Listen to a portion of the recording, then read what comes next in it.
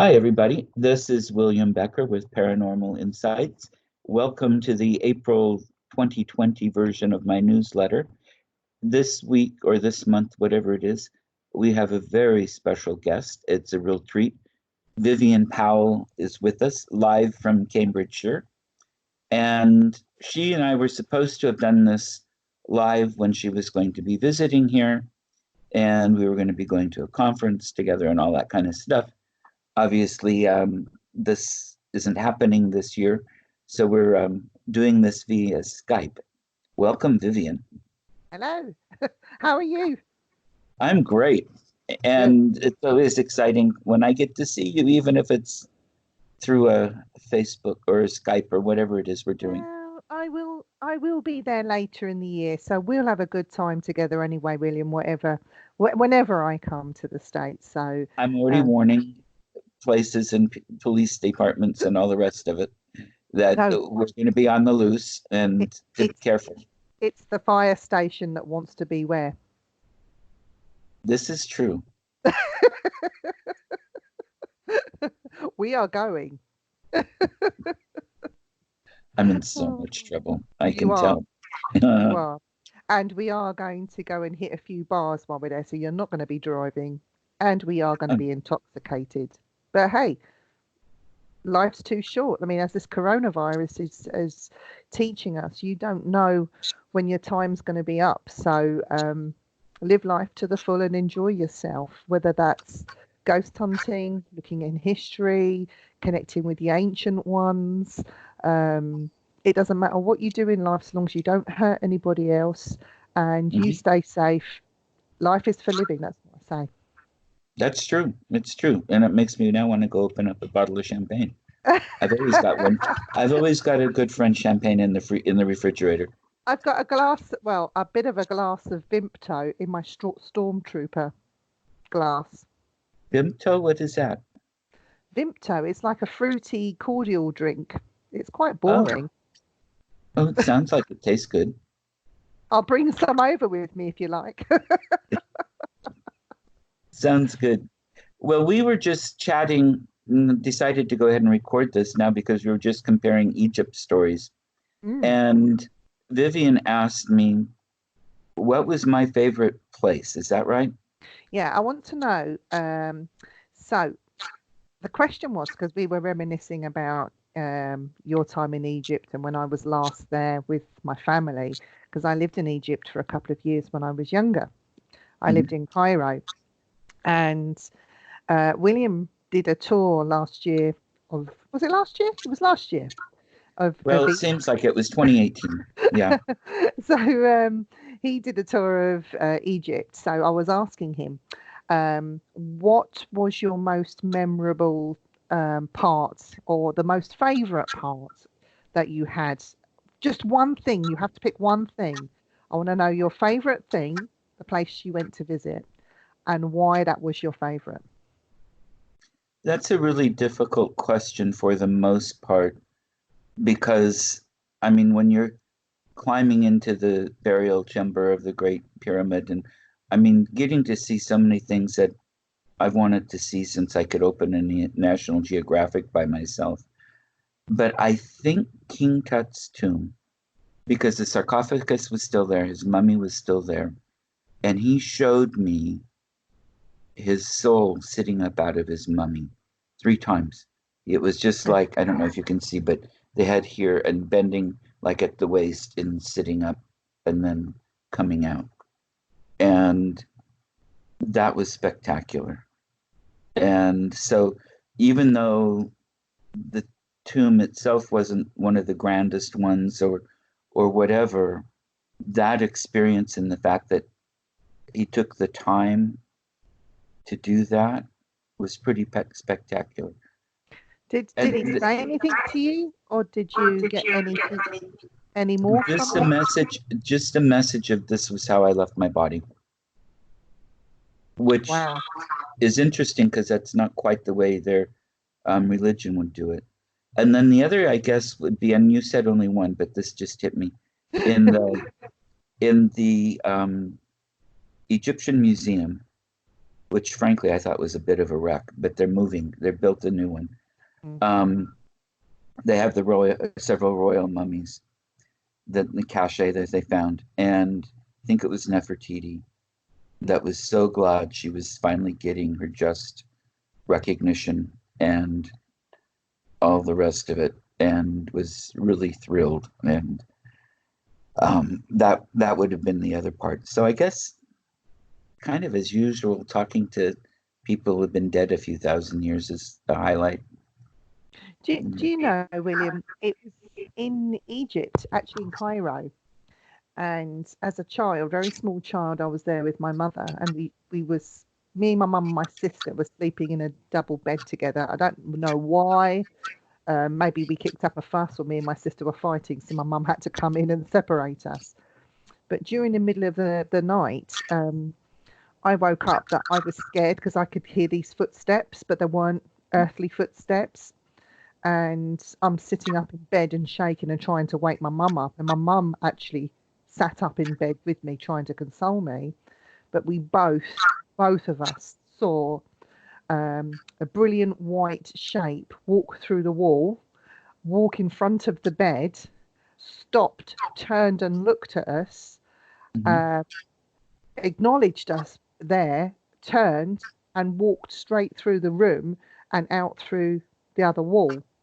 What I remember was, and I didn't know at the time until after had gone to school and seen pictures, he was a Roman centurion with his helmet on, with all the big brush on and everything. We saw his Mhm. skirts, we saw his things that he had round his wrists. I saw his sword to his side, and he actually marched through the room, and I wasn't the only one that saw it. My mum witnessed it as well, and I think it was the second recollection of actually seeing spirit from a very young age, and I was with my mum at the time. But to actually see a centurion walk through the building, and at that time I wouldn't know what a Roman soldier was, or what, Right, let alone why he was there. I mean, later on in history, yes, we find out that they did right. come and conquer Egypt, but and Cairo itself, but that's another story. But he Oh, just that's stopped, fantastic. stopped and acknowledged us, and it was, oh my God, I've just seen a ghost. You know, that it was then carnage and mayhem then pursued after that. But yeah, um, Well, the ruins are built on top of older ruins, which are on yeah, older ruins. I mean, it's just amazing there. yeah. Ah, But the level we were on, because the we had a big apartment in an apartment block. The level we were on was wrong. We weren't on ground level, so why was he walking through? it doesn't So matter. yeah, Mhm. yeah. It doesn't matter. They're not limited. Well, which is your favorite experience or place? Okay, so in Egypt, mine is pretty boring. In Egypt, everyone wows at the ancient pyramids of Giza. But what they don't know is there is a more modern pyramid that was built um, to commemorate President Sadat when he died. And That's right. his grave sits with this ornate, and it's absolutely beautiful. And it's very close by to the tomb, the grave of the unknown soldier.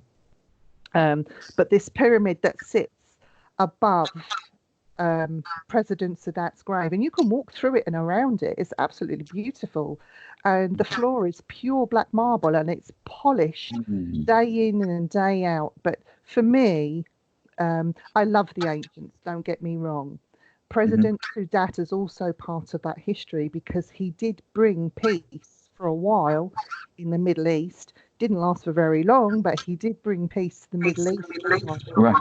And this is a guy that I would hail to be up there right with the pharaohs.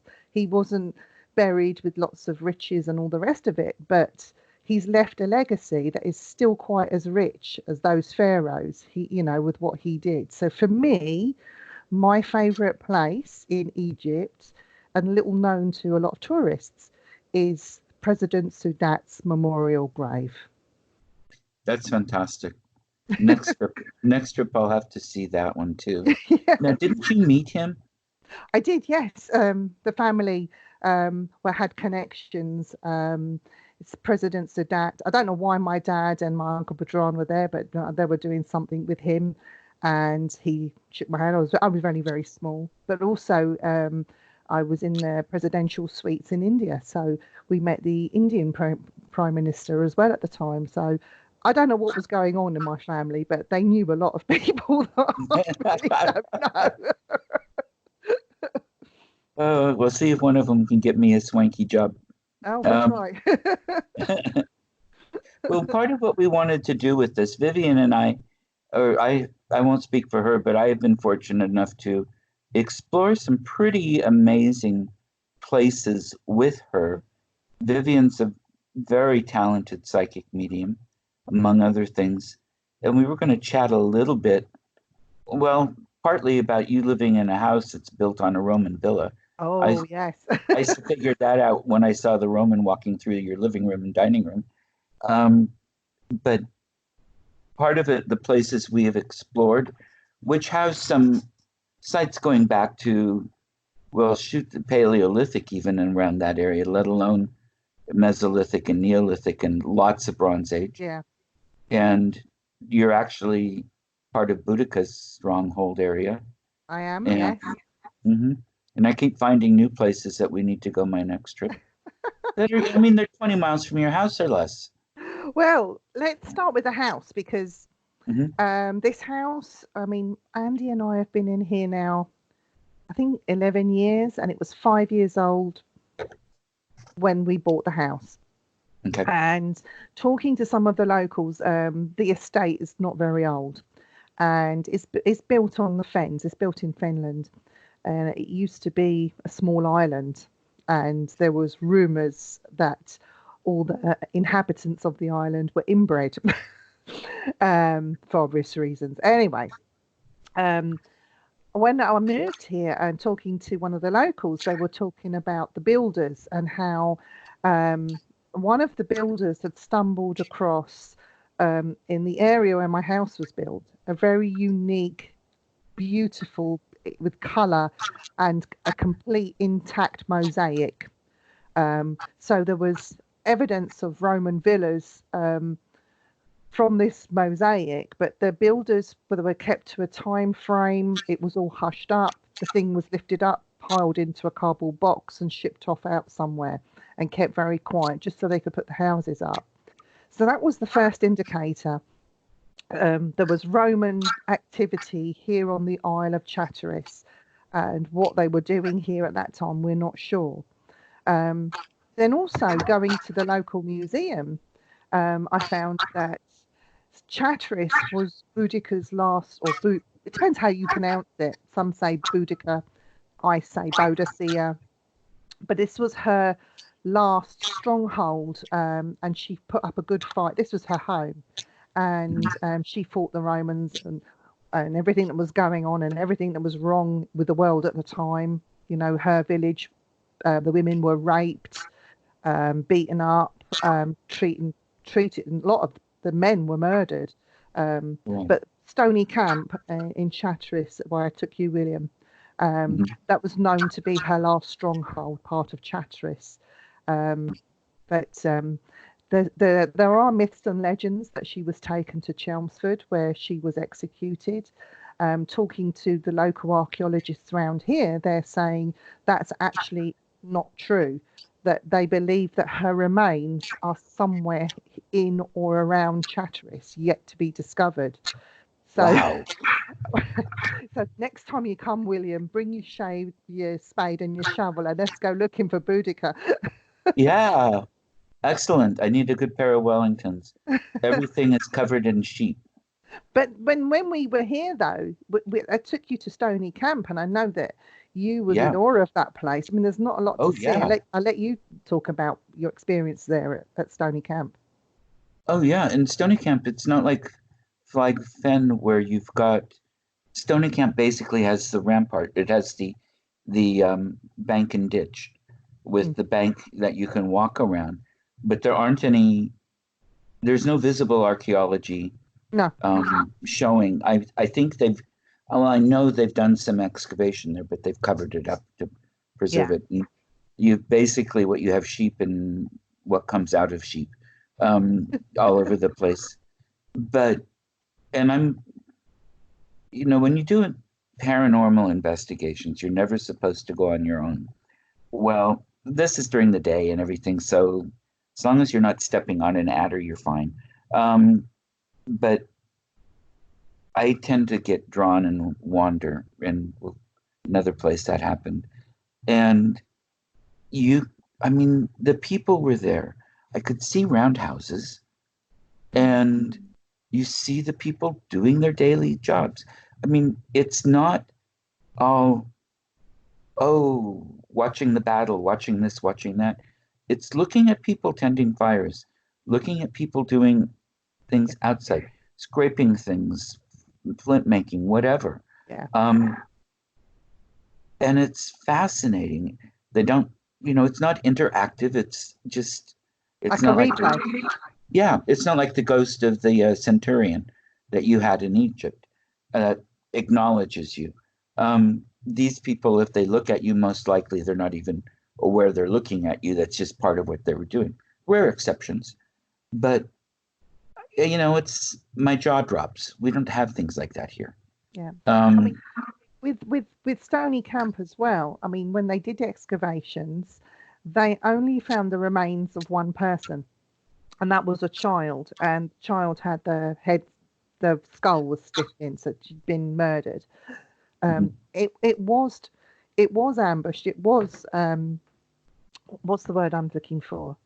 People did murder people and move them on or disperse them, but seeing the everyday, what they wore, how they were surviving on a day in day out basis. I mean, people think of the ancients and think of beautiful people. Well, actually, come on, now these people inside they were beautiful, but outside you wouldn't maybe call them beautiful because they were wearing things like blankets as makeshift outfits. I mean, if you saw that today, you'd think, oh my God, that person's a bum or that person's a tramp. Here, it's the everyday norm, what they had on their Right. feet. Okay, they weren't very clean looking because they were outside in all weathers. Maybe that water was used for more important things than to wash yourself, so it might have been a bit pongy as well. Right. The hair. And just the fact that you would be in the sun all the time, even in that climate, you're brown all year round. Yeah. Just from suntan. And also, like, looking at the smaller, intricate things, like what were they actually doing? What were they? They were sitting there. They were doing something. What did they have in their hands? What were they making? Were they doing something? Were they? I don't know. Like it's when you look back in the past, like you did, William. When you look in the back into the past, the things that you see, a lot of people, I suppose, they would miss it because they're not in tune like me and you into the history and the archaeology. What actually Right. are they doing? They're not just showing themselves to me, they're showing me something. So Right. what is it they're showing me? What are they doing? What are they wearing? How are they acting? These are the things that we would soak up, but maybe somebody else seeing that would be too freaked out about seeing the person in the first place, wouldn't notice the other bits that they're trying to show us. Right.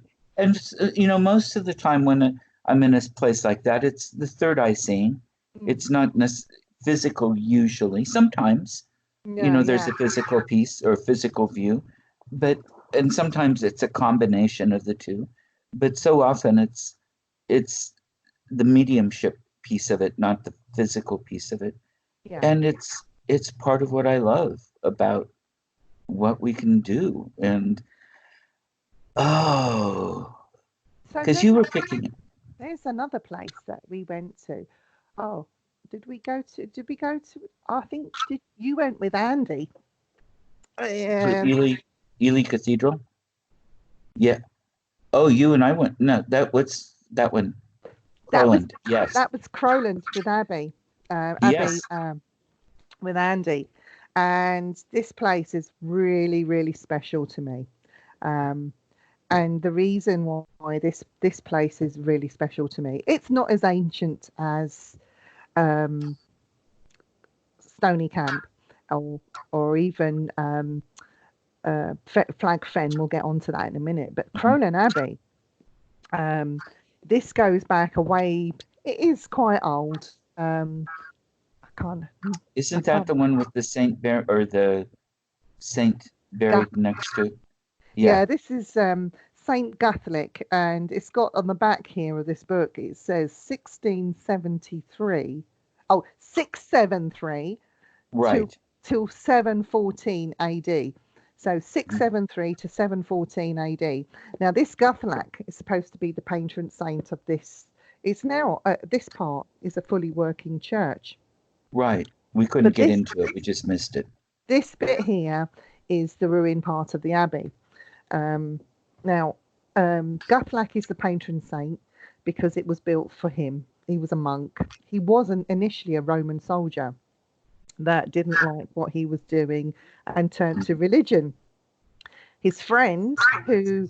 It's interesting, though, because by that point, the Romans were out of Britain.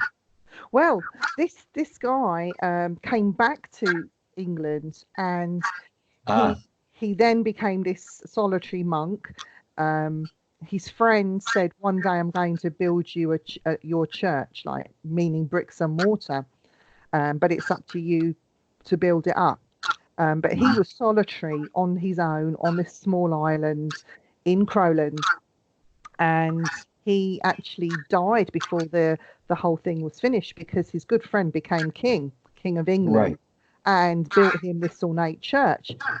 What the amazing thing about this is, because it was on an island out of the way in the fens, it got missed with the dissolution of the monasteries. So it wasn't smashed to pieces, it wasn't pillaged, it was left alone. It was one that got away with it, if you like. Later on, it did see fire, and it was parts of it was destroyed in fire. But for me, the story around Guthlac, I'm not going to bore you with that. His story was put on a big scroll, if you like, painted. It was beautiful, which now can be seen in the British Museum. They have a copy of it there in Crowland. If you was to ask to see it, that they would make an appointment and you can come and see it. But I firmly believe that this Guthlac still roams that church, because this was where I took some of my very first photographs of a full apparition. And it's not like a monk that you would expect to see with bald head and friar tuck, like, nothing like that. Right. When he was around, he would have had a pointy hood, and it would have looked like he wore rags. And this was the thing that I took a picture of in the grounds where it's demolished by fire, if you like. Not only did I get it on camera, but I got it on film, because somebody said to me, you can't do both at one time, and me being cocky, oh well, why not? And I went around doing that, and I accidentally the footage is not very good. It's not stable. It's wobbly and all over the place. But when you slow it down, you see Guthlac, and you'll see in the photography I took. It was like a wow period for me. It's like, not only did I have the feeling that I wasn't on my own, I actually proved that I wasn't on my own with these things that I got afterwards. So I'm absolutely honoured that he decided to show himself. I believe it was him. The place, Crowland, I mean, I'll let you talk about the bridge, but the place is just an absolutely amazing place to go and see. And maybe you'll put up some pictures. I'll get some pictures to you. You can put up on your website so people can see what I need to do some of that. And I mean, that was one of these places too, and I could see him. I don't know if it was the same person, but it was very clear to me. Yeah, we were there with Uncle Norman. Yeah. And it was, I could see somebody in those clothes out in the back. And I still say that place goes back to Neolithic times. Yeah. I still say it because I could see it, I could feel it. Mm. And we met the one guy who volunteered there.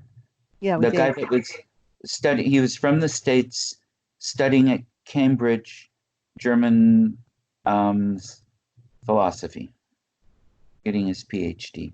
That's right. Um, and he worked in the church part-time, and so he was able to tell us a little bit more too. Unfortunately, he couldn't let us in at the time, but I want to go back and I want to go in. When you come next time, you're spending a week with me. You're not going traveling here, there, and everywhere. You're spending a week with me, and we're going to visit these places Good. because this is one place I'm going to be taking you into a bit more, and the other one will be this place here. Now, this looks like a very ornate kind of house. Yeah, it looks like an English country manor house. It's actually Kimbolton Castle. Okay. And Kimbolton Castle is the place where King Henry VIII banished Catherine of Aragon.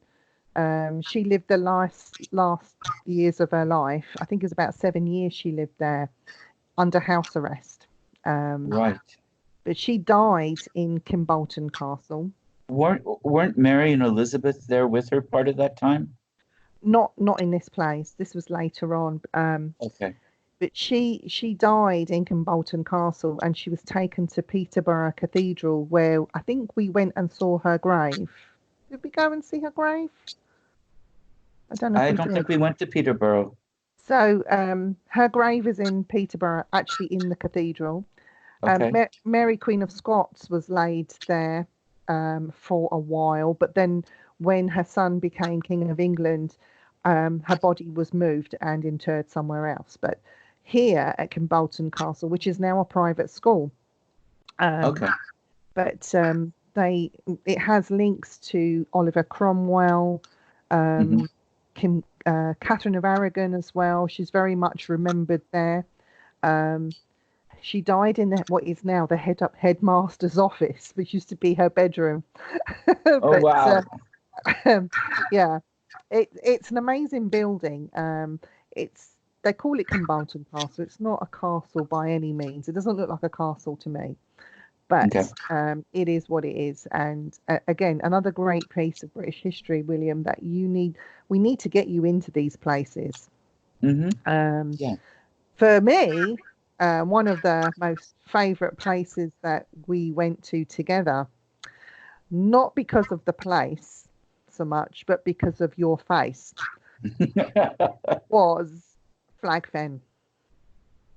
You want to tell them Mm. about Flagfen? Oh, how to tell?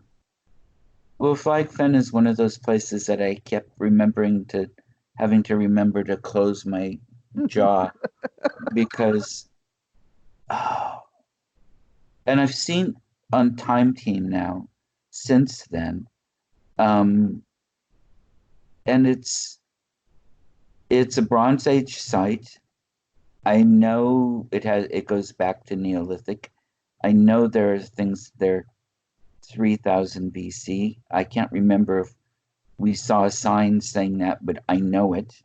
Mm. They've got parts of the causeway there that um, they're preserving with the water. I tried taking photos and they're horrible. They're total rubbish. But they've got a replica roundhouse built. Yeah. Um, they've got were those boats? Those boats were older than Bronze Age, Yeah, weren't they? I don't know what's going on with my Skype, but everything's just frozen. So I hope you can hear me okay. Yeah, you're fine Oh, at this end. cool. Uh-huh. Yeah, Um, they found at that site there, they found 17 or 19 intact longboats that go right. back. I think it went back earlier than Bronze Age. It Um, seems I want to say to 3000, but I could yeah, be wrong. I have and been wrong before. what they were doing when we were there was they were trying to preserve them by spraying them constant. They had to keep them moist, but at the same Mhm. time they were spraying them with wax to get inside the wood and inside the actual structure of the boat to keep them intact. Right. Um, I think one of them or two of them, when we were there, we saw that they'd fallen apart or they were in pieces. They were trying to salvage those, but the majority of them were still intact. including the one named Vivien. Yeah, one was called Vivien. Mhm. Not spelt the same though. Which was part of my favorite part. But I mean, but it was Stony Camp on steroids. Oh, Um, the causeway itself they're preserved. It's got his own house built around it, so mhm. to keep the conditions well, sterile as they can be, but also to preserve the wood. Now, the wood, if I remember rightly, there was all different types of wood used, from cedar to beech to oak. There was It had all, lots of different phases to it as well. but the Uh-huh. oldest piece of wood that was dated in there was a piece of oak that was some stupidly, incredibly old. Can you remember, William? I It's the oldest piece of wood that I've ever seen. I But it don't was, remember. yeah, it I'd was like to. I need to go through my notes, my video notes, and see. something like fifth century or something really silly like that. But Fifth um, century BC. yeah, Yeah. so they were trying their best, and it was a big piece of wood as well. Mhm. But they're trying their best to preserve it as much as they can. And the causeway itself has not been touched. It is as it was found, Right. where the wood was lying, where people walked across it to get to the other side. Don't forget, round there were many islands, so these Mhm. causeways were the only way of getting from one island to the other, and all man-made, built by man, So And they use some of these causeways in the what parts as offering sites too. mm, yeah, And they found quite a few pieces they did. there. Yes, And that's something else we pick up when we can see this happening. We can see the deposit of things. And it's amazing. It's absolutely amazing.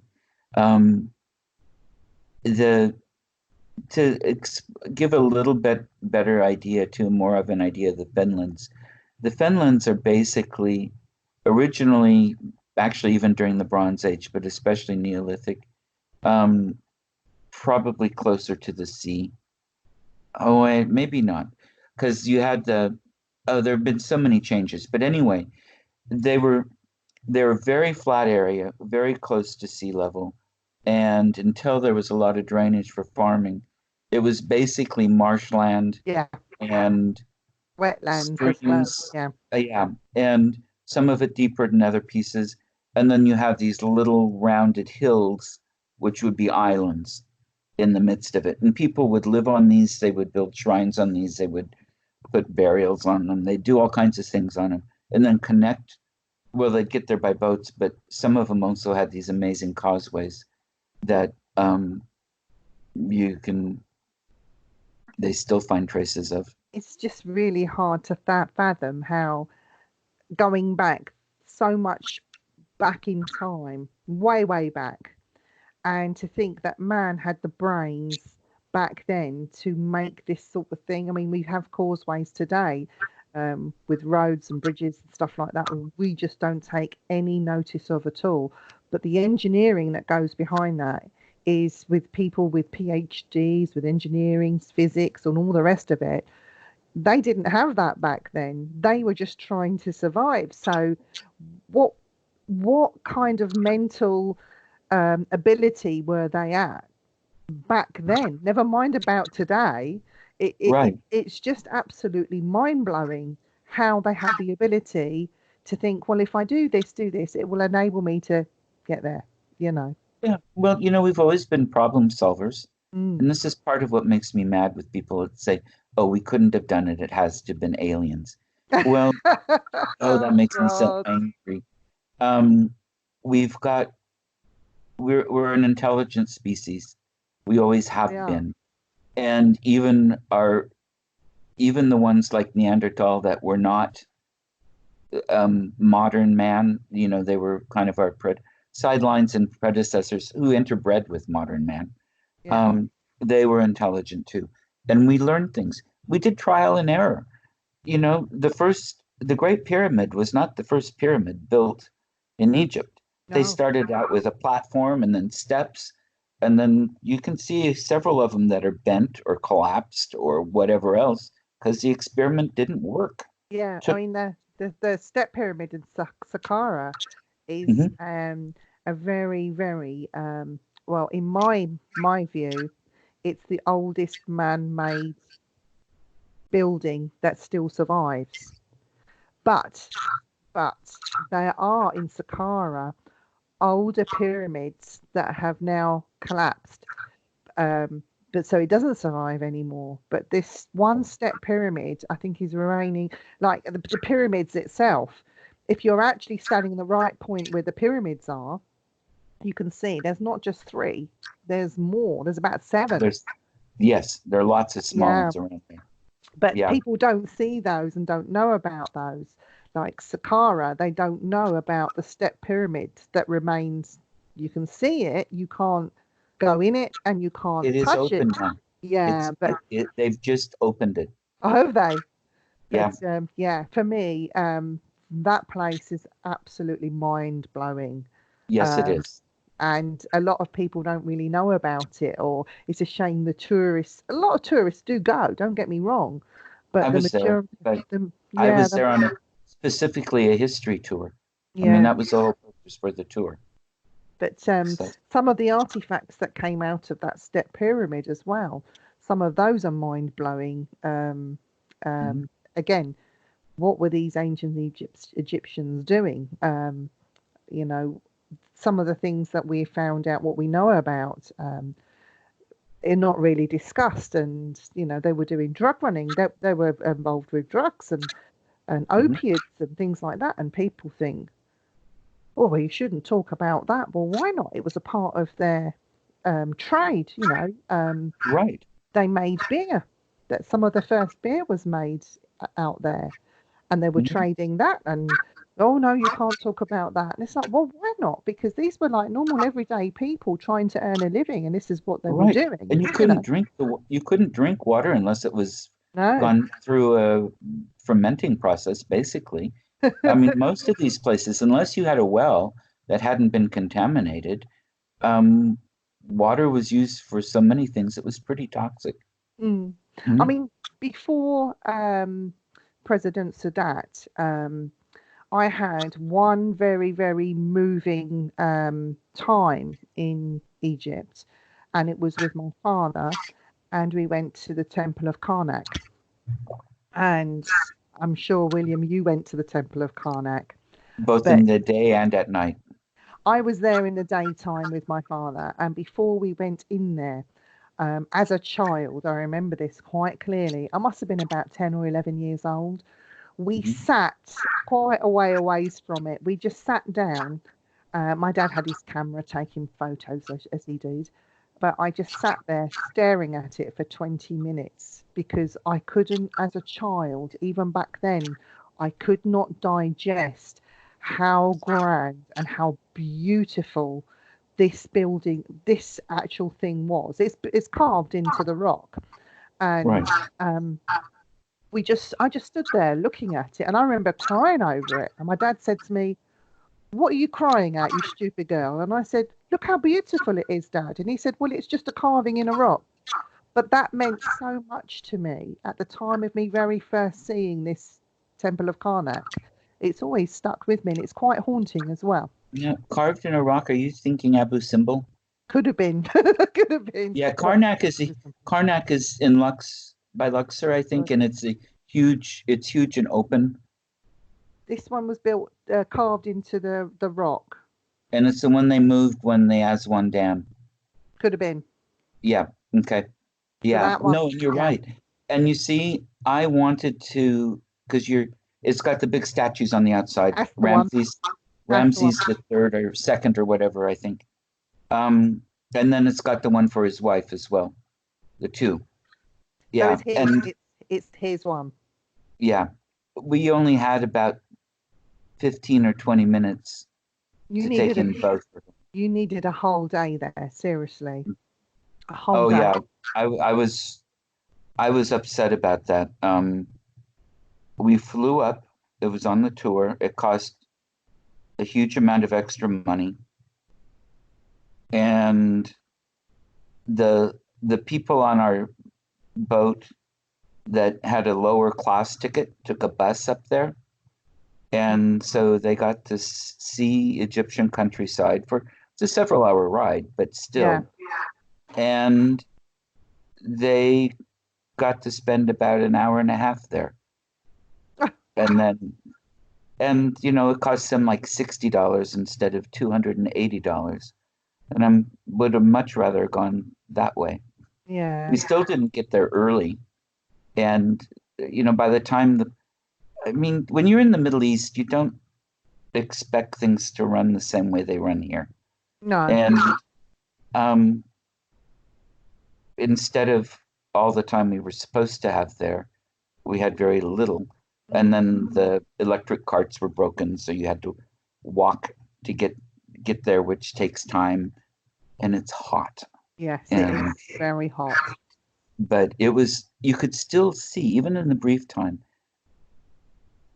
part of what I liked about the temples was looking at the sculptors, Yeah. watching them carve the figures, watching the scribes paint the sayings and such, watching people dig out and sculpt the tombs Yeah. and all the rest of it. It's you see the processions, you see the laying in of the bodies and all the rest of it too, but it's watching the everyday people, the highly skilled craftsmen actually Yes.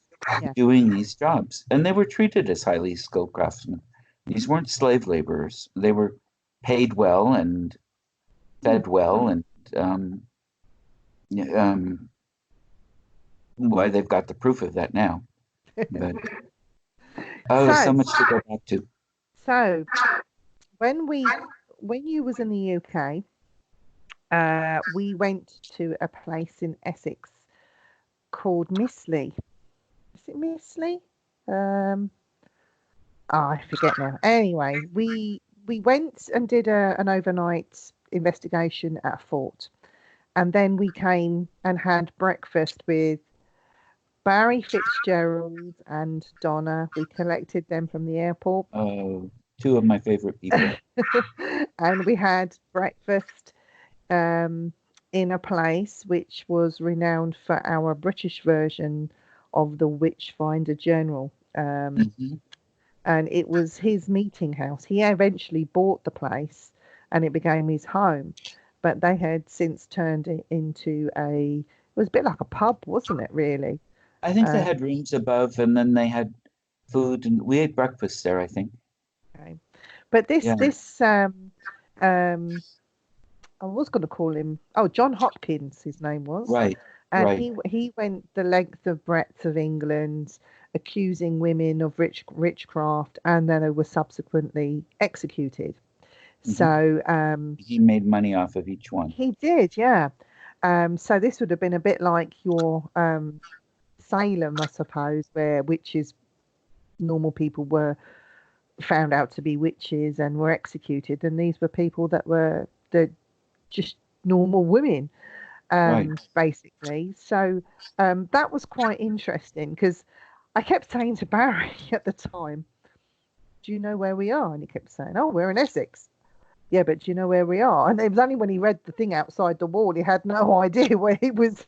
But I didn't feel anything from his meeting place. I didn't feel anything. I felt sadness, not for Right. him, not for him. Yeah. He died But a fairly awful death too, if I remember right. yeah, he Pretty did. much discredited and broke and Yeah, lonely, and he deserved every bit of it.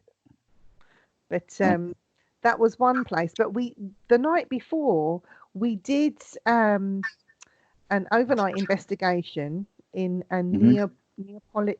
I can't pronounce that word. Neapolic fort, Right. um, and it was quite interesting. I mean, I was just so tired. I just wanted to sleep. So I think that's what I did the majority of the time I was there. But I That's left what I them wanted to do, but I didn't get much of it. Very little later on. because I left people to sort of it's Hmm. your own. Go on with your own devices. It is what it is. Go and enjoy. So I wondered if you picked up anything from that fort that we stayed in. Well, I can remember some of the experiences, and I don't, I take video notes, and after a while, everything's a jumble without looking. But some of the experiences were certainly a lot of shadow figures, Yeah, doors opening and closing, voices that weren't any of our group, and there wasn't anything right by us. I mean, you always check, okay, I'm a psychic medium, but I have a bachelor's in history, a master's in public administration. I know how to do my homework. I know how to check. yeah. I know I know how to really be careful about contamination and sources and all the rest of it. It's not just people have a vision of us as these and Crazies, yeah. yeah, and at least in yours and my part, we aren't. Um, Definitely could pick up on soldiers there. It was not a very nice place to stay, I don't think. There was cramped, it was unhappy. There were women there part of the time, whether or not they were supposed to be. They were certainly brought in or snuck in occasionally. Um, I'm getting a feeling of there'd been quite a bit of disease there. It was pretty damp, even though it's exposed. I mean, Yeah. it's round. It's a good sized place. It was fascinating. It had some interesting things in it. But part of the reason we couldn't pick up anything at the Witchfinder General's place is because we hadn't really slept the night before. We didn't get much sleep at all. And then there was the conference, and there wasn't a lot of sleep either. Um, some good times though with you and Andy and Barry and Donna and Joe. Oh Um, yeah. but there was there were a number of things. There were white shadowy figures part of the time, and nobody was wearing anything that would come up that way. I No. mean, um, it was pretty much dark. I don't remember if lights turned on. I definitely remember doors opening and closing. It's interesting because you picked up on the women there. Now, Right. there's lots and lots of paranormal groups that go into this particular fort, and it's only the Cub Scouts that ever reported seeing this and or hearing this. In the middle, the outside, they've got like a run of rooms in a ring. In the Hmm. middle, there's a bit of grass and there's a well which is covered over. Nobody can fall down it or anything. So the Yeah. Cub Scouts went in and they camped there overnight. They put their tents in the middle, and at night their teacher made them, go to sleep, whatever. And in the morning, when they were packing away, and the two guardians of the place had come in to say, was everything okay? Were the children okay? The children then were in a big rush to tell them, oh, the lady singing was beautiful. We loved listening to the lady singing. They thought that somebody had come in and sung to them, when Right. actually nobody came in and sung to them. um, they were locked in the actual fort itself, so no children could Right. escape. The people that locked them in were the only ones that had the key and came back in the morning to let them out. So Right. they were the only ones to report the ladies singing on the ramparts. And you mentioned that you saw the ladies that came in there, but they all the paranormal groups talk of the drummer boy or the inmates or the Scottish man or the soldiers and this, that, and the other, but they never mention the women that were actually inside the fort.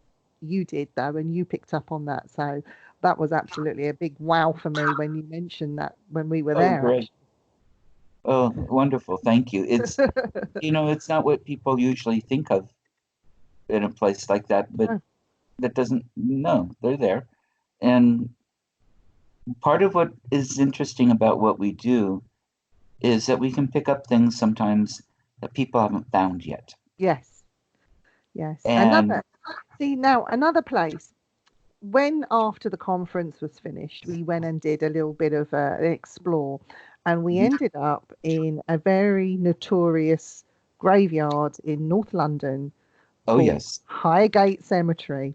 Now, Yes. we didn't go into the older parts with the Victorian architecture because we had to pre-book, and it was just a spur of the moment thing. So we went over the south side, and we spent, it was an afternoon walking around the Hmm. graveyard. Yeah. And Uh, there was quite a bit of that was older as well. I can't mm, remember what all. It didn't, the modern movie stars and stuff weren't buried where we were.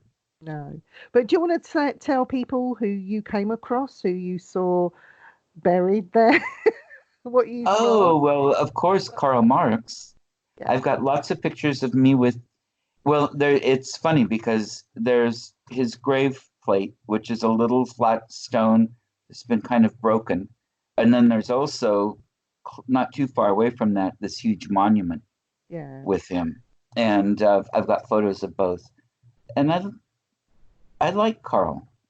I yeah, mean, his ideas were for the good of humanity. They were perverted and misused and misclaimed and all kinds of things. Plus, you, pure systems never work. We're dealing with an impure race of beings, so you can't have a system that doesn't take that into account. yeah. Um, but oh yeah, I that was a highlight for me. There were a few others, and I think that was another area where you could see shadowy movements and such. Yeah. But it's a stunningly beautiful place, I mean, and so overgrown most of it. the graves, some of the older graves, were people obviously that have come from money.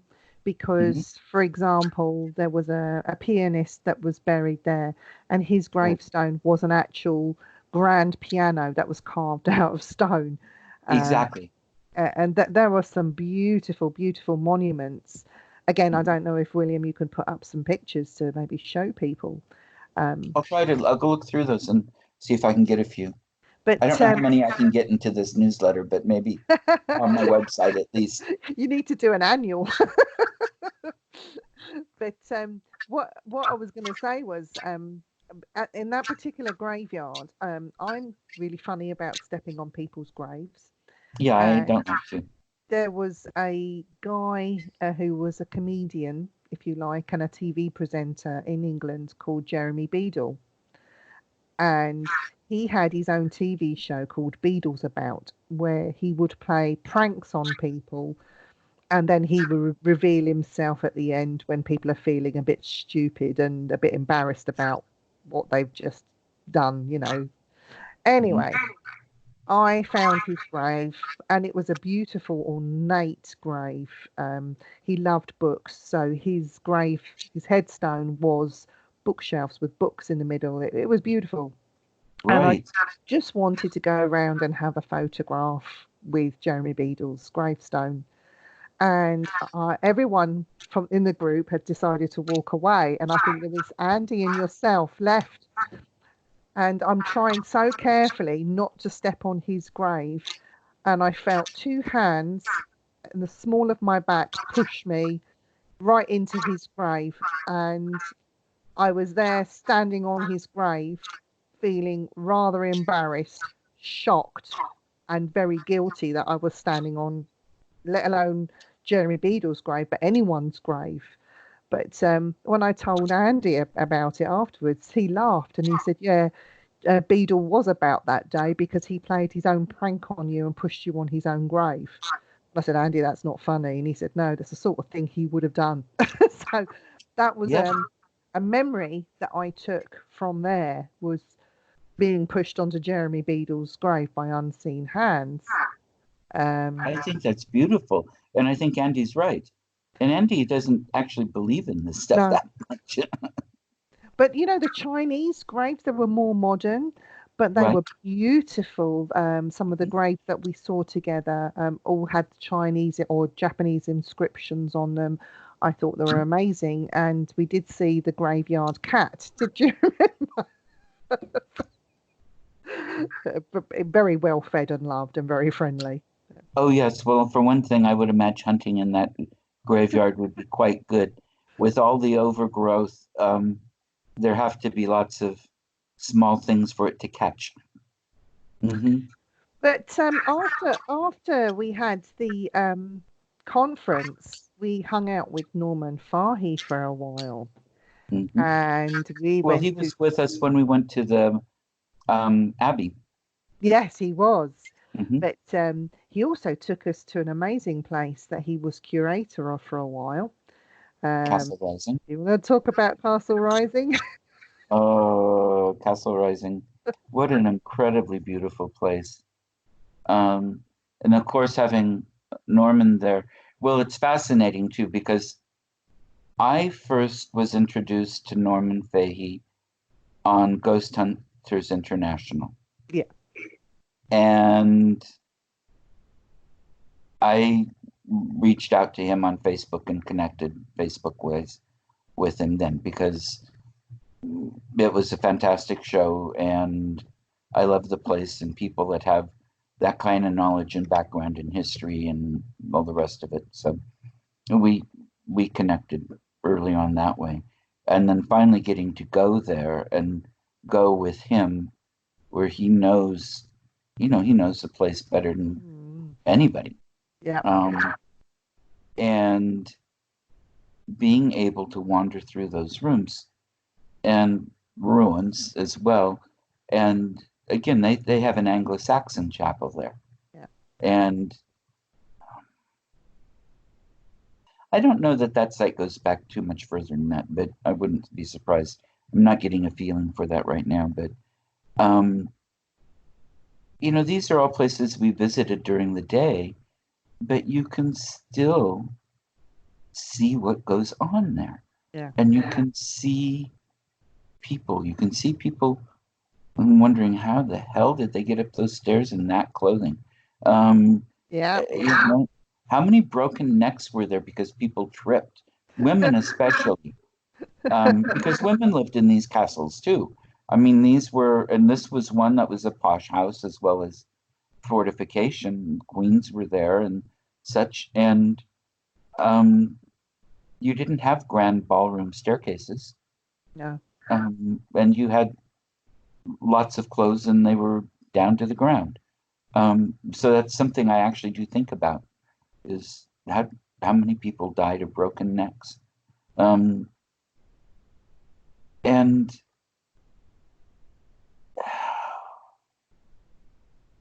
it was really a magic. I'm just repeating those things because so many of the specifics aren't right in my head right now. But um, it was a magical day. I know It was you a did. magical time. You did connect with the land quite a lot, and Yeah. um, you also did talk about other kings and queens coming to visit, and I think it was when I went there recently because we didn't go around the grounds outside of the moat so much. But No. I went recently and I did see a tree that was planted there by Prince Charles and another tree that was planted there by the Queen herself. And then Okay. another tree that was planted. I don't know if it was Diana or somebody else. Don't quote me on it. Okay. And I'm thinking back to when before we had this Skype, and I'm thinking, no, you mentioned other kings and queens coming to the place, and here I was standing, looking at this seedling or this tree that the Queen had planted, and you couldn't have possibly have known that. No. And okay, she's our monarch today, but you were also talking about ancient kings and queens that came there. And it was only Mhm. after the fact then I had a conversation with Norman. He actually confirmed it. Oh, good. That's nice to know. That's what I'm thinking. Wow, you couldn't have possibly have known any of this stuff. No, Um, because we didn't talk about that. I mean, we didn't no, take a lot of time any place we went there that day because we had a lot of places. yeah, And um yeah, so and we spent a lot of time driving. it So was, yeah. which was wonderful, but you don't get tons of time in any one location. No. I Mhm. mean, we did see.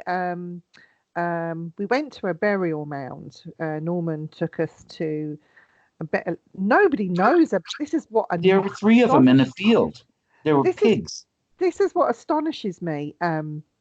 Nobody knows about these burial mounds. It's there in full view, but nobody knows about them. Nobody goes to visit. They're just there. And the other side That was a goes all over the country. pig fields, where the pigs, and there were big pigs as well, scary Yeah. things. But over the other side was this Smelly things too, if I remember. huge burial mound. Yeah. That, I mean, we could have gone over there, but the grass and the terrain wasn't very good. But We weren't dressed for that at that point. And I think there no, was a fence we had to get through. yeah. Yeah. So, but the burial mound in all its awesomeness, not excavated, no one's been in it, nobody knows anything about it. It is just there. And I remember standing next to you looking at this burial mound, and I myself had my mouth open like this. Mm-hmm. I couldn't believe what I was seeing. I know. And then when I asked Norman about it, he said, "Nope, it's just completely untouched. It's just there. Nobody bothers with it, and that's it." So And it's really, great that a lot of them haven't been.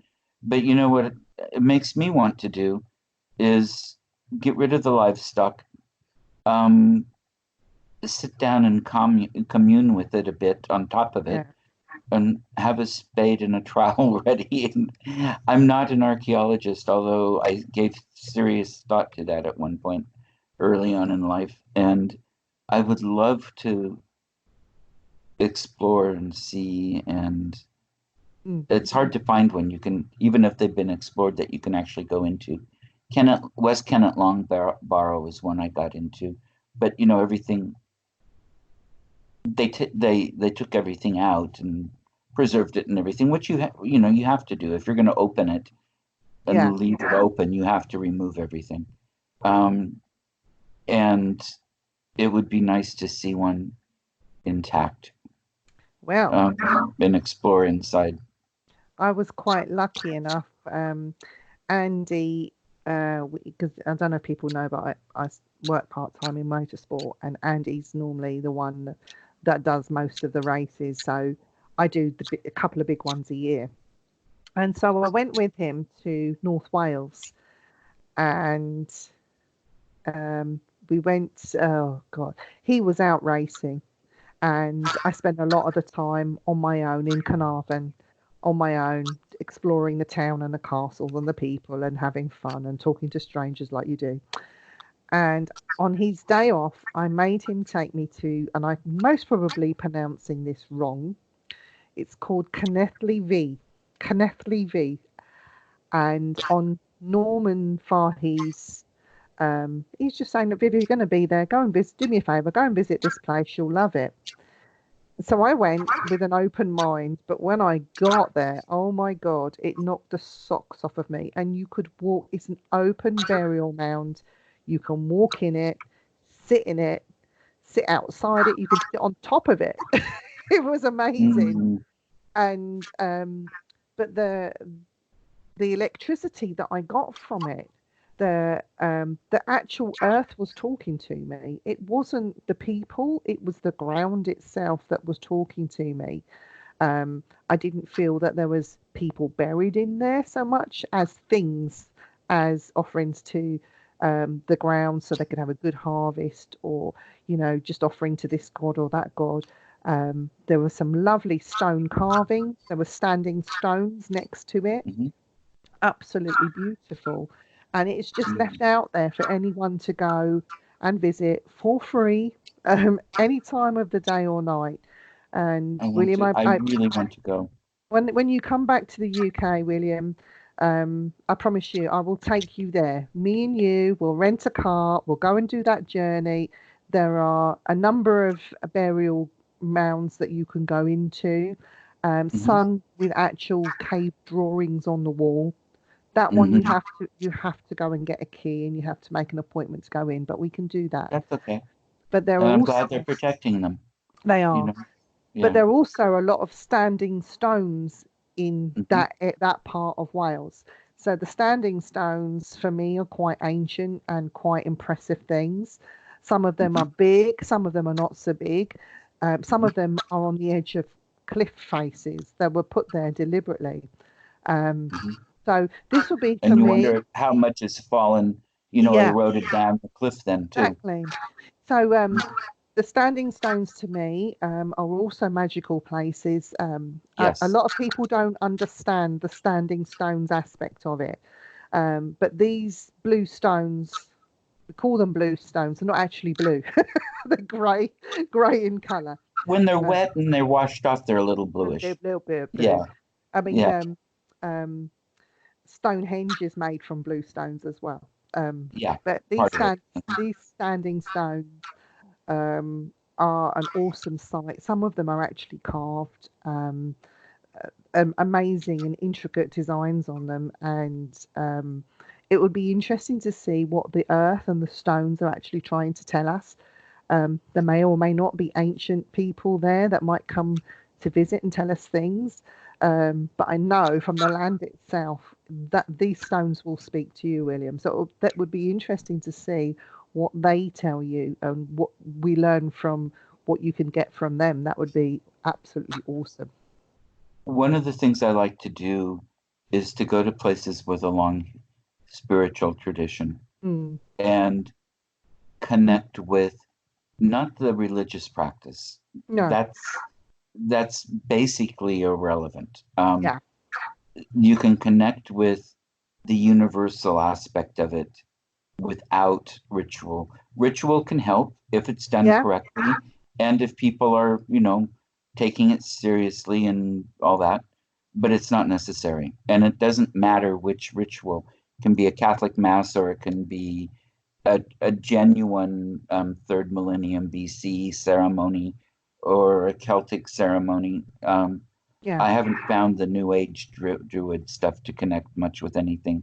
I'm not trying to be rude to anybody, but no, I just when I've seen it and when I've been around and stuff, it doesn't go. There's a lack of understanding of the depth. yeah, But these places do speak to you. mm, It's difficult to find the language to explain what we get from them. yeah, That's one of my difficulties anyway. Um, but they can take you right to the heart of a universal awareness of a deeper, and it's not like God or anything else. It's not no. nameable. I can't name it. Can you describe the time when I think it was in Dartmoor, you went into a burial cairn or you saw some burial cairns and you had a very deep, profound experience at one of them there. So Yes. can you Oh, explain to everyone what happened? You don't have to because I know it's quite personal, but well, no, I appreciate it, and it's something I do talk about because I try to be a little careful because if somebody's stumbling into past lives all the time, sometimes sounds like a fake and a fraud. But um, my friend Joe Diamond and I went.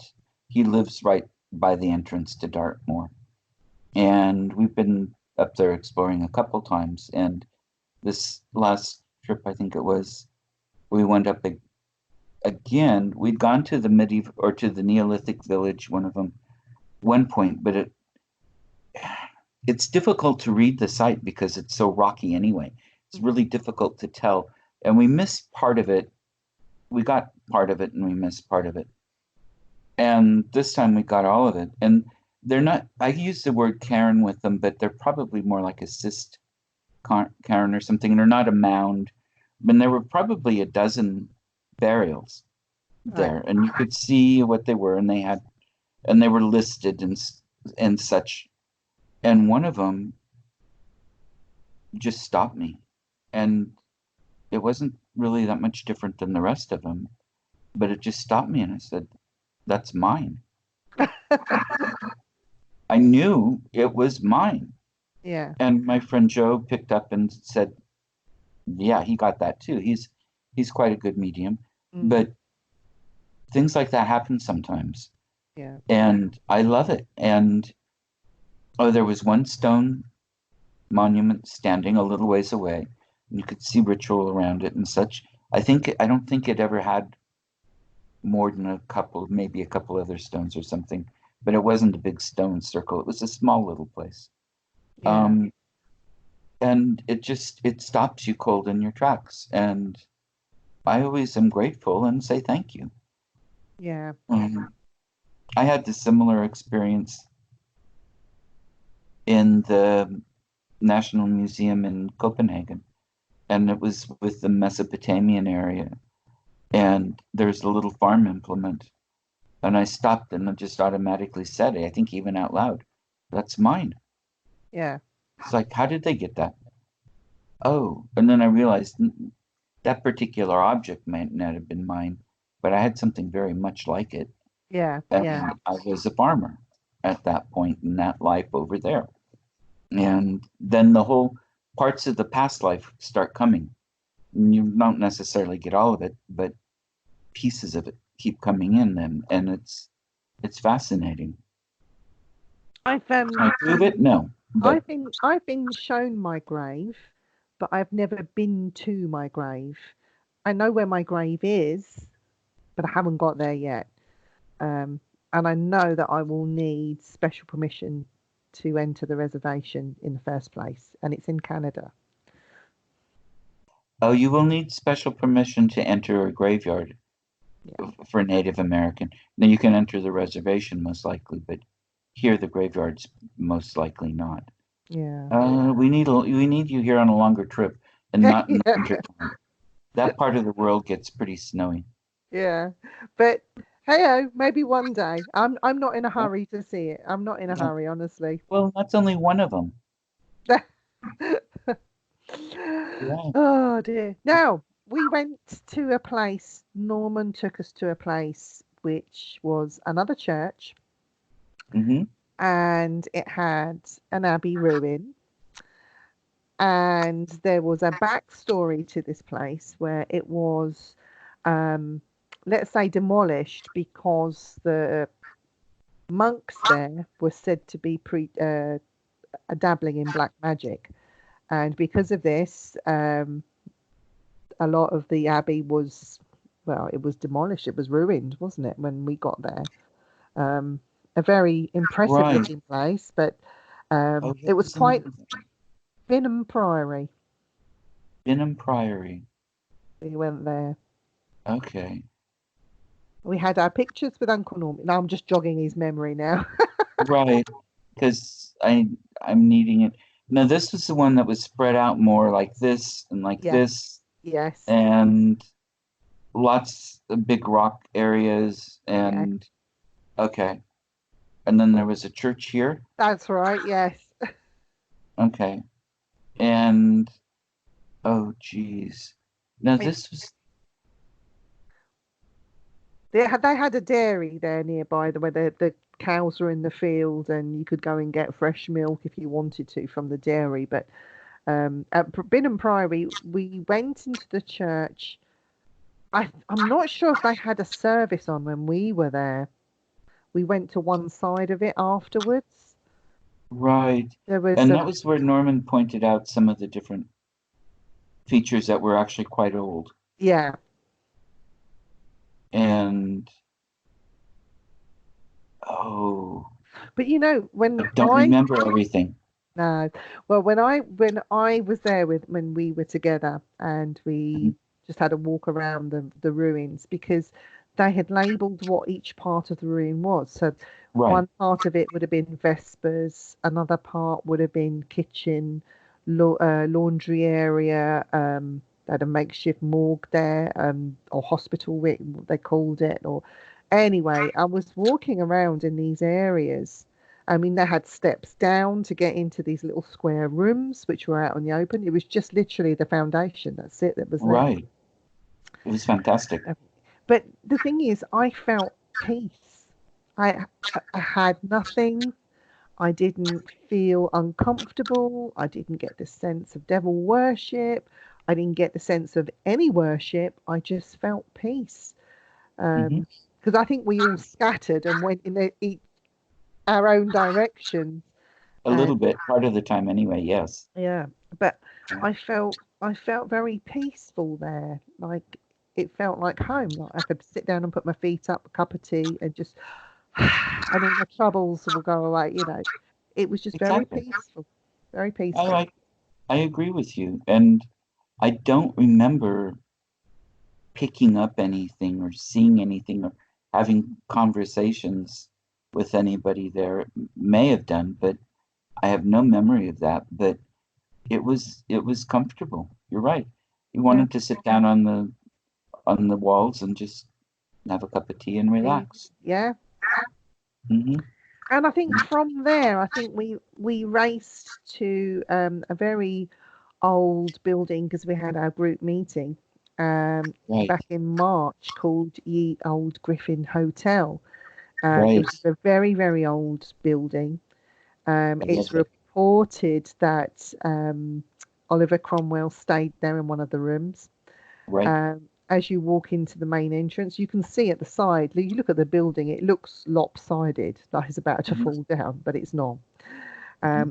And as you first walk in, there's a lot of wood paneling on the walls, all original. The floor had the black and white tiles, which are all original. Right. Um, and I think we just had a bit of we had something to eat and just literally unbreathe kind of moment. But I know that you didn't stop there. I know that you were getting vibes from the building and from people coming in and out. And but yeah, Oh, it was great. It was really interesting, and it was an energy that really helped energize me too, if I remember right. Sometimes they can be draining, and other times they're add energy. And um, yeah, that's a place I want to go back to. Well, and I Well, like the people of the meeting and everything else too. maybe we can put you in one of the rooms overnight if you want and stay there. Oh, I'd like to actually. Seeing that place when there's nobody in it and go downstairs and having a little wander when there's nobody else, no punters, no one coming into the bar or anything like that. Yeah, especially if they allow me to do that. I'm Um, sure they would. because it is a hotel, isn't it, as It well? is. Yeah. Yeah, it seemed like. Um, I think that would be a lot of fun. And now, usually, what happens is, well, like at the Old Bell in Malmesbury, my favorite hotel in England. And the first year I went there, I saw the lady in black. Yeah. She was right next to me. It was full on solid. I could smell her dress almost. Yeah. You could almost hear it. Um, the next year, they put me in the room she hung herself in, and absolutely nothing. Messed up like a baby. It was great. Other places I've been sometimes, oh, somebody will sit on the bed, the lock on the door will unlock, things like that, but nothing enough to keep me awake. I mean, something like that, if I notice it, it's like, not tonight, I have a headache. Um, But it's, the most craziest place I have ever slept in all my years as a medium, I know um, what you're going to say. paranormal investigator is your spare guest room. Hmm. And the reason I say this, and people think I am crazy, but on, honestly, on my life, I slept in that bed, and it wasn't the first night or the second night. I don't know how long I was there. I was a good few nights Yeah, into my trip there, and when I sleep, I go into a deep sleep. I'm so jealous. I had hands on the bed. You know when you shake the bed to wake somebody up, and you Hmm. shake it quite violently. I Hmm. felt that, and I opened my eyes, and the room. Well, I didn't look up and down the end of the bed. I can assure you. I opened my eyes. Was I just dreaming that? And wide awake. About 5 minutes after that, I'm trying to rack my brain. Was I dreaming that, or did that actually just happen? It happened a second time. They were shaking the bed for a good minute. And I Hmm. thought, shit, shit, shit. I just shut my eyes. I thought, I'm not looking. And I just forced myself back to sleep. And I said to you in the morning, was there an earthquake? because when cars pass the house doesn't shake, the bed doesn't shake. Oh Not no, that, but it's and quite solid. And at that time of night, there isn't any traffic on the road anyway. I said to you, was there an earthquake? Because if there was, then you would have felt that as well. And Right. when you And it's a said different shaking, actually, too. when you said no, I thought, okay then, something's trying to get my attention. But that's the weirdest. I wouldn't call it spooky. Well, it was spooky, but it wasn't. At the time, it was scary. But I look back now and laugh, thinking, well, maybe I should have sat up to see what was trying to get my attention, but I didn't Yeah. because I was too much of a chicken. Yeah, I like to see who's there and what they're trying to tell me. I think I don't think it was my parents. I see the two of them even now laughing about it, but I don't think they did it. No, I really I, don't. it Mm-mm. did feel Stuff, like it stuff did. has gone on in this house since they had it built. So, there's activity here that I know doesn't It have did anything feel. to do. It felt like male hands. It didn't feel like like a female's dainty shake. It was quite aggressive, like it was a male doing it. Mhm. But And I don't think it was my dad. I do think I think they thought it was humorous. to be, And I'm coming back. So it's to be continued. well, the lights have done their usual thing in there. I've seen a shadowy kind of a thing past the part of the doorway a couple times inside the room in the last couple weeks. Yeah, they're here. They're waiting. Yeah, but So also I must say that when I was in Oregon there with you, and I think we was in the Ermentinga house. Ermitina has, yeah. Uh-huh. Um, Absolutely adore that place. There was the McLaughlin house, which yeah was nice to know the history and to see the picture of McLaughlin himself and to know that he looked like a spitting image of Uncle Norm. But Right. it was in the Ermentinga house that I saw, and it was only very briefly and it was fleeting, but I saw a girl.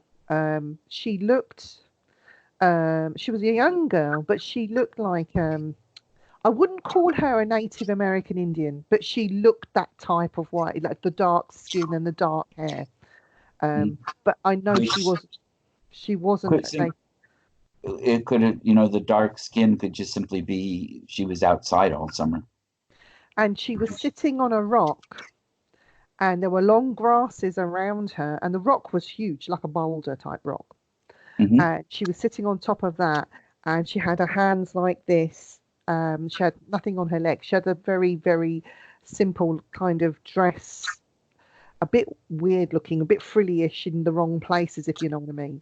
But she was Uh-huh. crying, and I noticed that the fields around her were on fire. So everything was on fire, but she was just sitting on that rock. And then I think later on in my visit around Portland and Oregon, there was talk of a great fire, and I'm thinking, shit, that's what that little girl was trying to show me. There was a fire around wherever we were at the time, and she was talking about this fire happening, but she was Hmm. part of it. But she just didn't look. She didn't look like Native American. She didn't, but she didn't Hmm. look like she belonged there either. Right. And I'm trying to think. I don't know. Now we've had fires, of course. In Oregon City, I think we had more floods than we had fires. That house is in its third location, so it's a little hard to tell if it's associated with the location or the house or something in the house. The house has been haunted ever since it's been in its current. Well, it was haunted in the last one. I've talked to people that lived in it when it was a rental, and they Mm. had all kinds of activity at a totally different location. But the city staff that work there now, frequently the chairs are moved and things like that that are part of the stories that go way, way back. And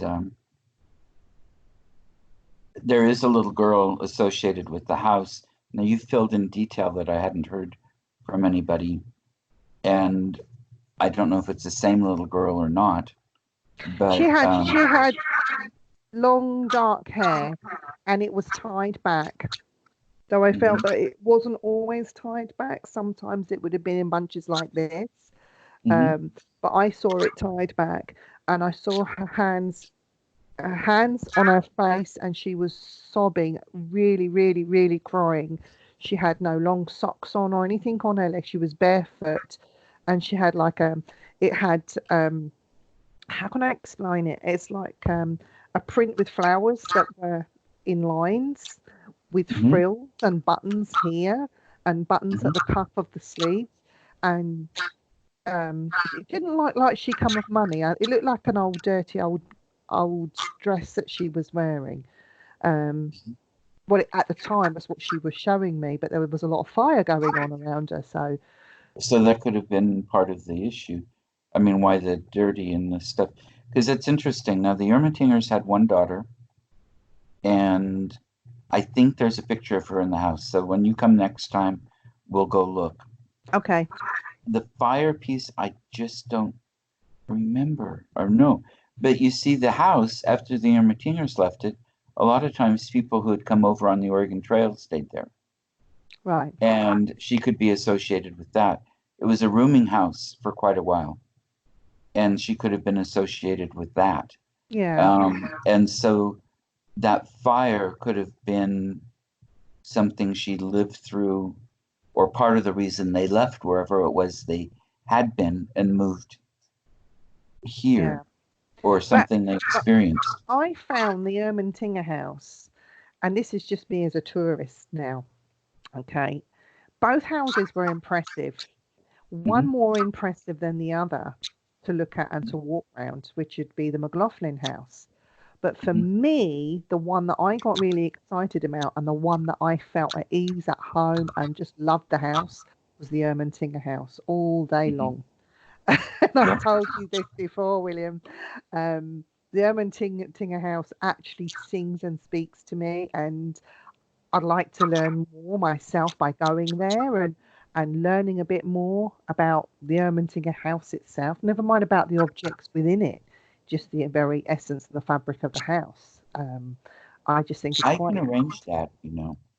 We can do that together. Yeah, but I know the people to talk to, and I'm a board member of the Friends group. So I don't have all that information myself, pieces of it, but Yeah, not as much. But I know the people who do. They're friends of mine. So we'll cool. set that up. We'll set that up. But You yeah, know, we oh, go ahead. we need to do more. You need to come back to the UK, William. I know we've been to some lovely, fantastic places together, and Yeah, we haven't even independent gotten to talk and about Colchester and some of the other no, ones. and some independently with Yeah, each other. But I have just so many little nuggets that I want to show you um, at least one time. So you need to come back again. Plus, my mum's expecting to meet you at some point. good. I'm looking forward to that. And I'm hoping now my tour from this year has been postponed to 2021. I'm hoping I can get some time in the UK as well, because I haven't been since 2018, This and is your that's way second too long. home. It is. Actually, it's more of a first home than a second home in the way I feel. And um, I need to make it happen. Um, and I've I need to spend a couple weeks at least in the Orkneys, Yeah. a minimum. I've There's a historian up there, Tom Muir, that is a great guy and very knowledgeable and works with the museum and such. And um, I'll hit him up for places and such. I think he hires as a guide too. And You need 6 months here, William. I do. Well, I need a second home over there. That's what I need. It's just I haven't quite figured out how to pay for it all. We've got a couple of spare rooms, so we don't mind taking in a lodger. Okay. Now the youngest son's fled the nest. Yes. Uh, so yeah, mm, with that too, there'd be extra room for an extra car. because you Yeah, need a car over there. yeah. Um, yeah. Andy's got a van. You can use that. Oh, geez, I have enough trouble figuring out where I am on the roads over there. To drive something like that, I would go crazy and probably kill 5 dozen people in the first Well, hour. we drove, or you drove from my house to Colchester that time, and we survived that journey fine. Yeah. Well, I've done a lot of driving there, but it's been um, in things smaller than Andy's van and with a lot more windows. I Oh don't, dear. I don't like driving those things over here, but yeah, I'm There's probably. there's there's more of Colchester to explore, as well, like where David's cook lived. You did a couple of places with David. Oh yeah, he Maybe and I get went to several together, and maybe and get him out with us as well, and we can go and do a bit of a road trip. oh, that would be fantastic. And oh, Salisbury is another home. I love Salisbury. And I know I have friends there that are just wonderful people. Time zone tours they do, Yeah. and then one of them, Matt, also is works at Stonehenge. See, I So see you in a place like Glastonbury because anything goes in Glastonbury. The weird and the wonderful is the norm there. yeah, 'cause the So, problem with Glastonbury is that so much of the weird and the wonderful doesn't connect with the depth of the place. no, It connects with the top layer. yeah. And I like to meet and explore with the truly ancient ones. Mm. That's where my soul connection is. See, they talk about the legend of King Arthur and how they believe that he was buried at Glastonbury with Whenever. Guinevere. Yeah, that But monk had a really convenient dream, didn't he? the thing is, It's all fake. I don't think he did. I think he's over there in Wales, in Powys. There's a huge hill that they found. They have found some historic records, not legend, but actual historic records linking Arthur. His name is translated to Arthur, but it was actually Roman. Um, that come over here and lay claim to whatever. And they believe that there's a huge burial mound again in a farmer's field, which they believe is King Arthur's. Um, hasn't been dug up because they couldn't get permission to do it, but they were going to work on it. So it's gone a bit quiet since then. Yeah, that'd be interesting. And the reality is, Arthur is probably a combination of several people Yeah, yeah. instead of an actual person. I'd be more interested to learn about Merlin, to be honest, and what secrets did he have? I know. Never mind about Arthur. Keep him. We don't want Although, him. although Merlin did get himself into a bit of trouble with his secret, so I'm not. That whole Yeah. living time backwards thing didn't seem to do well for him. So, So, so in this time of lockdown and not being able to go out and do much, I'm going to be taking up my. Well, I haven't got many books, not compared to you, but I am looking at books and revisiting books as well. Some not just about ghosts, about England and mhm. some quite interesting stories. One that I started to read and put down because I couldn't face it, but I'm looking at it again, and the book is jumping out at me. And Okay.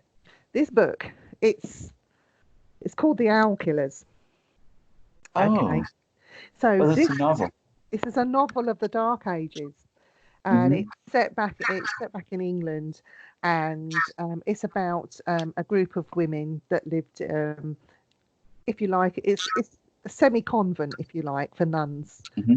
and there's some mischievous things happening around their town, and the owl killers, whoever they are. They've built a big wicker man and they put people in it, and they've already burnt some people. But it's going back to when England was quite nasty place to live in, and how survival happened for people really. So these Yeah. these these Although women the living in. Wicker Man wouldn't have been in the Dark Ages. No, but I don't That know would have why been much earlier. she put that in there. But it's interesting reading about these nuns and how it's a makeshift convent. They've not put the religious aspect into it. I'm not reading that yet, but they're doing a lot of prayers. They're self-sufficient. They're farming their own piece of land now within the walls of How a is house. how good is the history? I mean, if it's a historical novel, is it the history part good and just fictitious people, or It's just fictitious. The whole thing is fictitious, okay? but it's whetting my appetite to read again. And I did find a very, very small book. I've had to hide this from Andy. I've had to hide it from Andy because if he gets his hands on a book, it goes missing for a while. Aha, Okay, 1612. Oh yes, so this one is 1612, the Lancashire Witch Trials. And this is not fictitious. This one no, is from historical accounts and things like that. So this one I'm looking forward to reading. But yes, with this one, I want to not just read it, I want to really study it. Um, there's a good friend of ours called Simon Entwistle hmm, that he's a historian and he right, does tours of Pendle Hill, which is where this hmm, is related to, and the jail at Lancaster Castle. He does tours there and gives talks about the Lancashire witches were taken and held there in the dungeons of that right. castle. And I want to go there. I have a friend that lives not too far from there, and I haven't. No, I've been to Pendle Hill, but not to the top. It's a day long walk to get to the top. You can drive up there. I was wondering because Yeah, that's how I want to get up there next time. you can Um, drive up there. But if you walk, you're more than likely to see more because one of the houses that one of these supposed witches had a house actually on the hill. One of the houses still stands, the foundations of it anyway. but I But saw that part. I got that far, I think. So now I can go back and do the rest. drive it. I knew there had to be a way to drive, but the people I was with didn't think there was. Yeah, you So, can. hmm, You can apparently you can drive up there, but you can't drive all the way up there. But the majority of it you can drive, so it's just a little bit of a walk to the top. okay, because it's a long walk when you start down at the bottom, Yeah, and it's a very steep walk when you start at the bottom. it is. Yeah, but it would also be a good place to go and connect with the people from Pendle Hill because I did that um, in a part of Pendle Hill. I wasn't actually on the hill. I was away from it and just outside of their town there. Mhm. And I did connect with a couple of, I can say a couple of men. They weren't physically men. They were like unseen men, Right, and they were just minding their business and just passing through. And you know, had a little. Was I actually tried to stop one of them to have a chat, and they weren't interested, kept walking. But I was interested to see what they were wearing and what they were doing. But they were carrying rabbits. They'd just been out hunting for rabbits, and they had some pigeony type birds. okay. They had they'd caught. Sounds like But a yeah, good dinner. yeah, and I think they were just hurrying back to feed the family. But it Right. was interesting to see what they were wearing, though, and they had these long, just like long poles and bits of string, and some of them were bloodied and no guns or anything like that. Nothing like that. So you know, it was a conversation that I wish that I could have had, or at least been shown, but I didn't. I didn't get that opportunity. Um, Okay. you know, and they had like cloth over their sort of head and round, so to keep themselves warm. I think more than anything else would have been like a modern day balaclava, if you like, just Right. wrapped. but but Oh, yeah. wonderful. Well, we have been on this. Our 15-20 minute post video was now an hour and 40 minutes. Are you going to have fun editing this?